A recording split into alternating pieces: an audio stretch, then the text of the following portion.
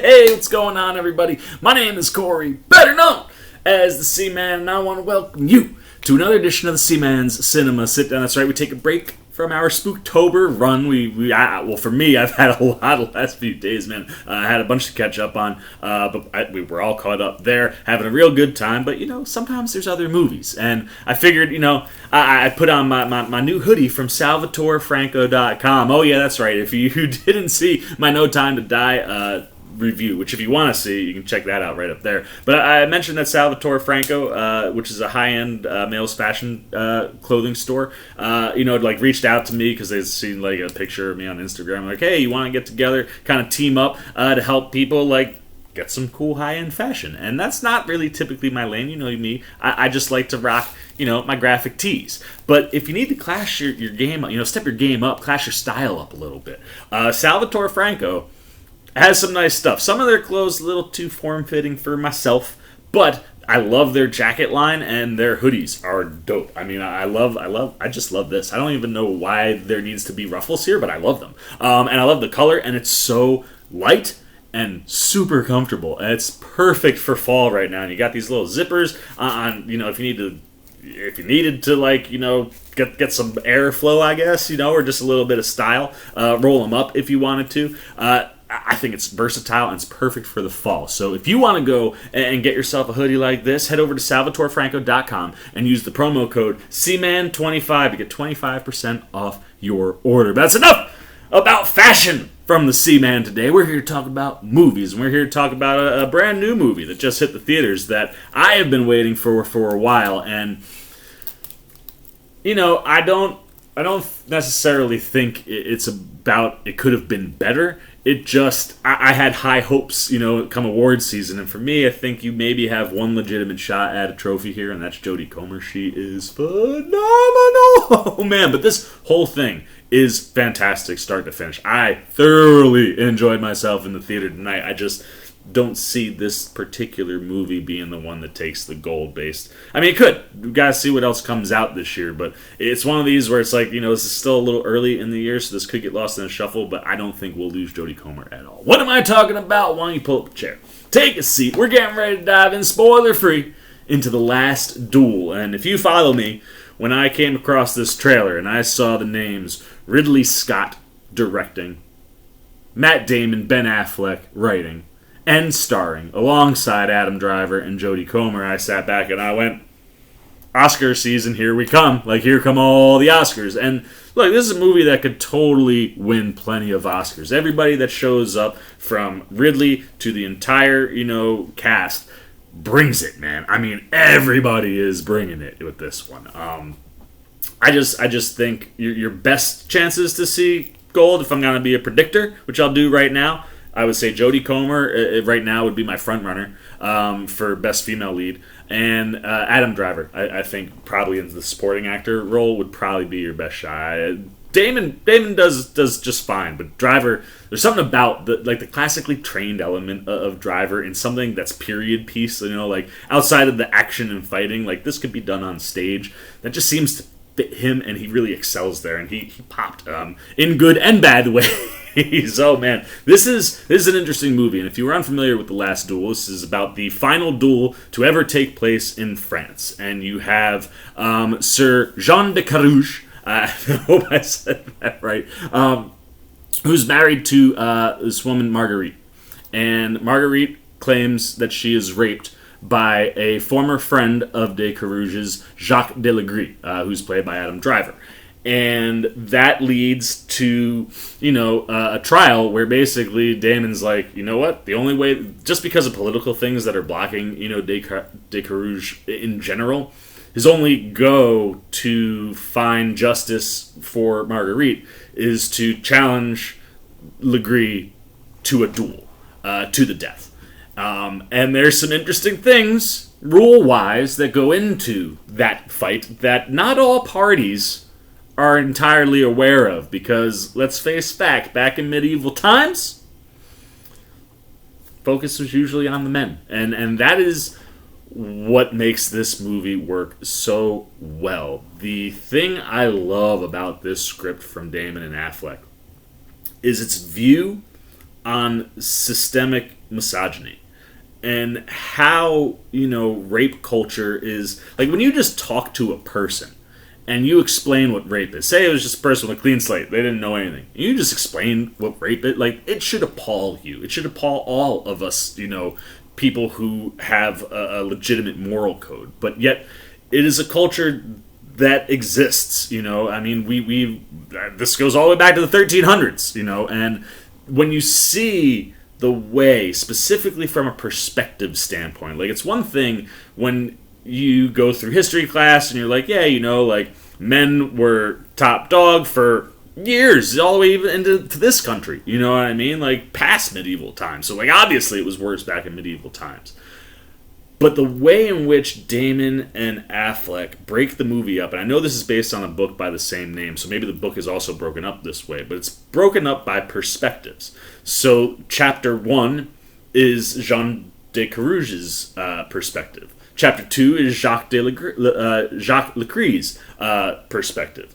And then chapter 3 to the end of the movie is Marguerite de Carouge's perspective. And the film does such a wonderful job of really deconstructing a situation where, if you're an outsider and you don't know, you really see 3 viewpoints, and they are truthful to those people. But the varying degrees in those perspectives is massive. And the way that the movie builds it, and the way that Ridley just brings it all together on screen, the third act of this movie is just dynamite, because Jodie Comer, like, just kicks it into a gear that blows all the guys away. And I personally love that, because this is a movie that shows how this type of systemic misogyny existed back then and how it could still be existing now.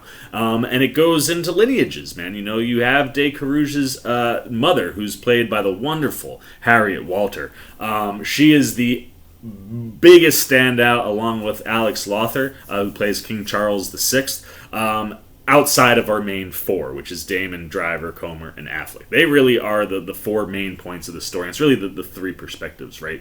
But, oh, man, does Walter and Lawther both do phenomenal jobs. But that perspective, she comes from, like, you see her reinforce the male misogyny, because that's how it's supposed to be. And when you have that taught and learned generation to generation, you find that there aren't a lot of Marguerites who are willing to stand up and say, hey, something wrong happened, and I want that person to be held accountable. And just the dissection and the analyzation of that from a script perspective, I thought was phenomenal. Like I said, the way that they broke it up and allowed us to spend time with each character really, really, really lets it punch you at the end, man. Like, it hits and drives the nail home so much harder, having seen the 2 men's perspectives and then seeing the woman's perspective, and then seeing how everything plays out. And, like, it's one of those things where it is gut-wrenching, and the performance that Comer gives, like, dials that gut-wrenching even more, where you see things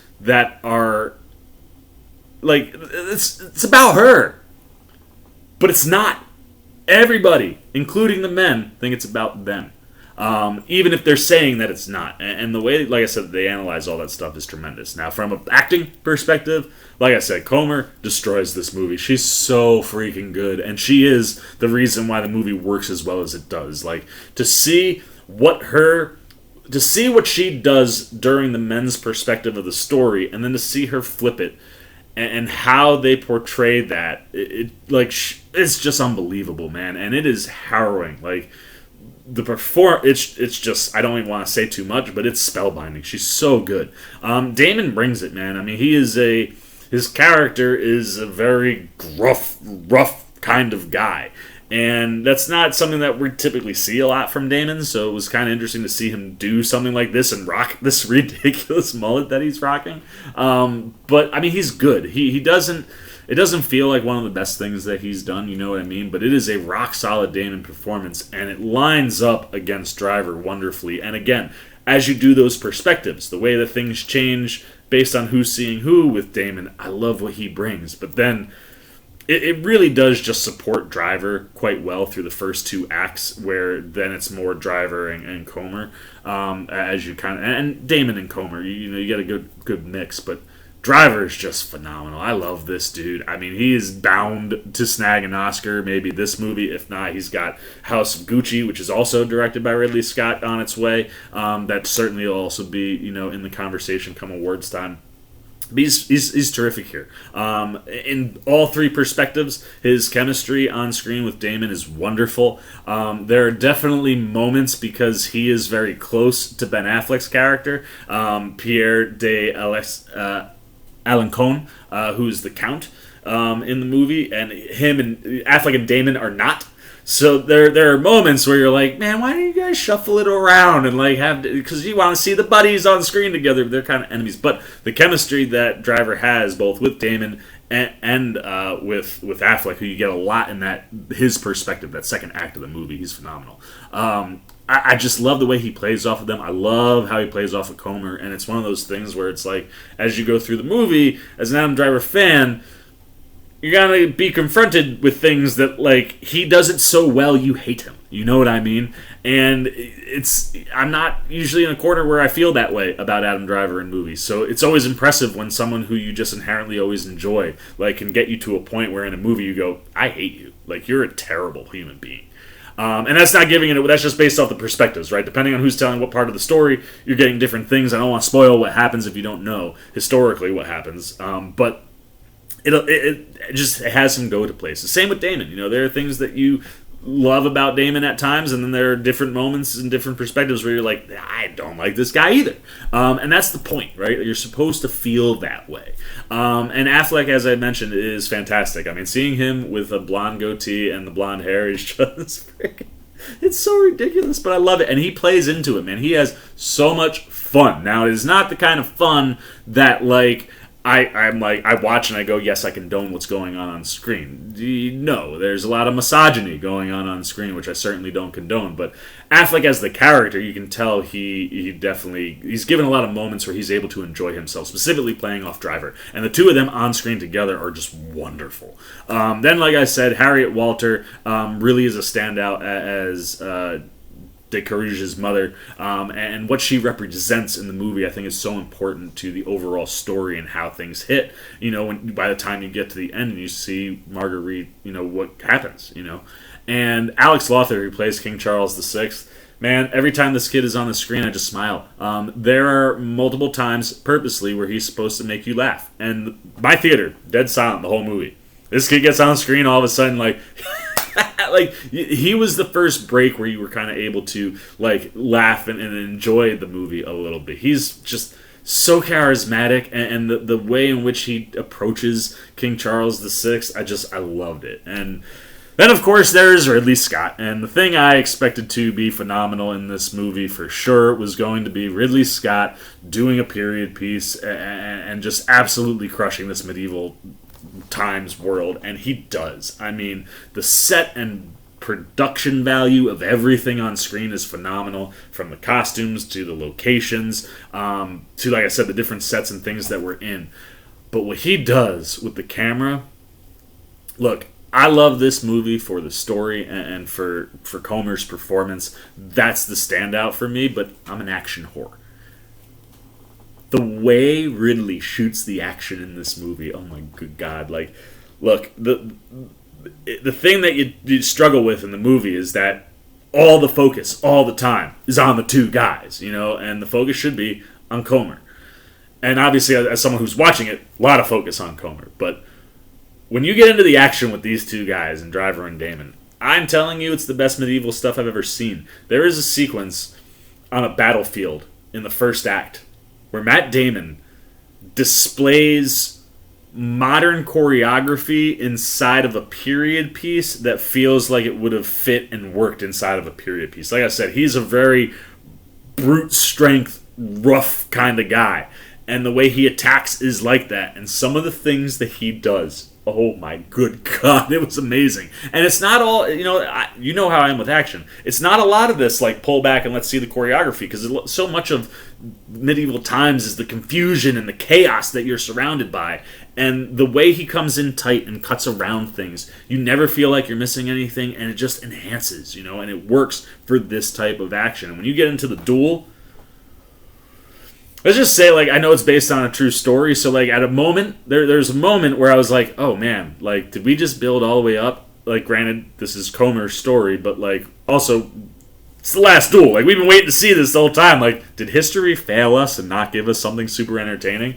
And then you get past that moment, you're like, oh, no. History gave us something entertaining, or at least enough of something entertaining that allowed Ridley Scott to give us something wildly entertaining. And it's some of the best mano dudes in suits of armor that I've ever seen, man. It's physical, it's fast, like, it's a combination of, like, jousting and then hand-to-hand combat, and, like, the way Ridley shoots the jousting is so good, and it picks up on the speed of everything that's happening. When you get into the hand-to-hand combat with the swords and the thing, like, it's so clean, yet dirty and rough and tough and not polished, but so polished because the choreography has to be to do what they do.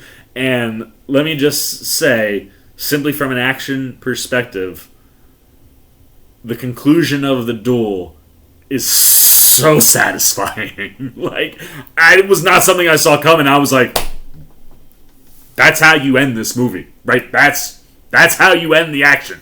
And I won't reveal what happens, no spoilers, but I just, the action is mind-blowing. What really does behind the camera, shocking, it is mind-blowing.